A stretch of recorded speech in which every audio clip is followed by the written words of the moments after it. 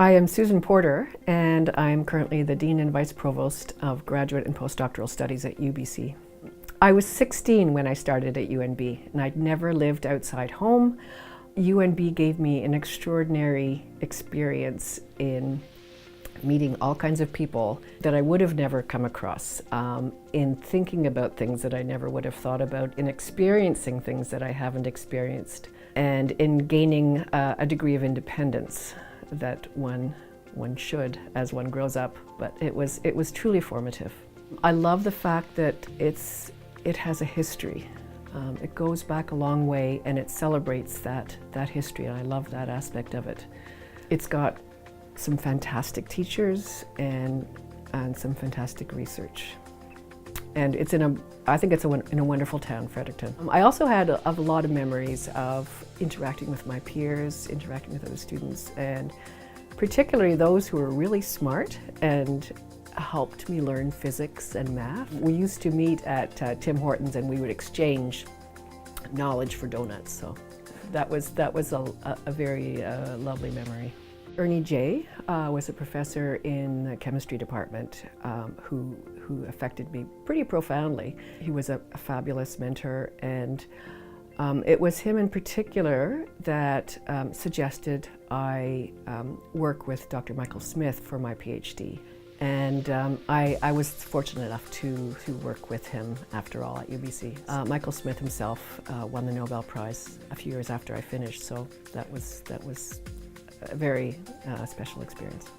I first met Susan Porter over 10 years ago when she was an associate dean in the Faculty of Medicine at UBC, and I was working in the graduate school as an assistant dean through the Public Scholars Initiative, which was really her brainchild. Dozens and dozens of PhD students have had the opportunity to really believe in themselves in a new way as scholars able to have a positive impact in the world. In my role as a graduate administrator, I've always had a particular focus on holistic preparation of students for their futures.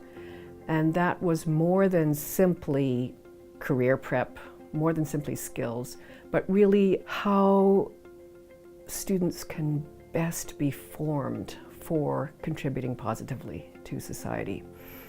And I began to realize that the way we've approached particularly doctoral education, but all graduate education, was in some respects quite superficial. We've been doing things the way we've always been doing them since the research PhD was kind of invented in the 19th century.